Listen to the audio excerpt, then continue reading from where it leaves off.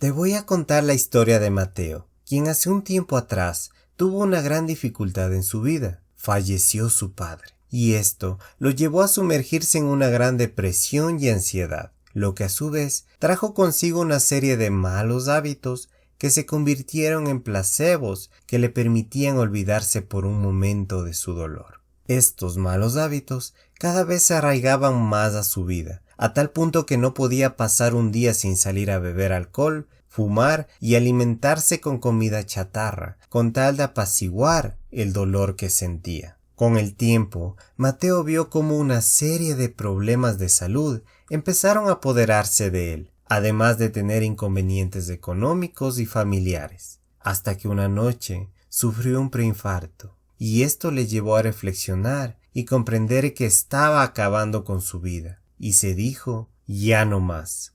Al salir del hospital, decidió comprar libros sobre buenos hábitos y empezó a ver videos de desarrollo personal. Él tenía claro en su mente que lo único que le sacaría de esa vida y esos malos hábitos es el aprendizaje. Mateo usó el autoconocimiento como primer paso para tomar conciencia acerca de sus malos hábitos. Analizó a profundidad su dolor y el cómo no saber manejarlo correctamente le llevó a hundirse. Finalmente aceptó que tenía un problema y esto le permitió impulsarse hacia el cambio que deseaba para sí.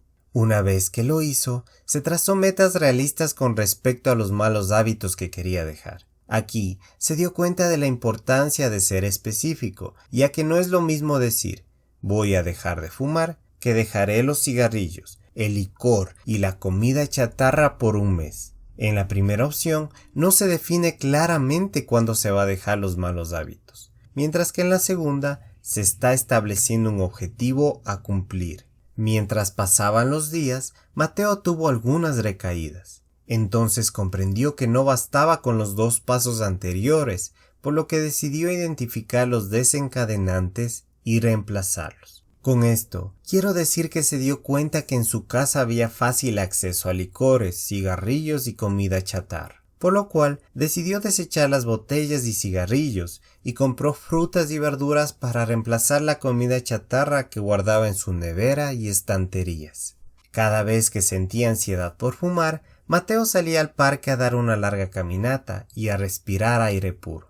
Esto le ayudaba a disipar su mente y a no dejarse vencer. Y cuando tenía ganas de comer azúcares o grasas, los reemplazaba por frutas y verduras. Algo, en verdad, sumamente difícil, pero que con fuerza de voluntad sí se puede lograr.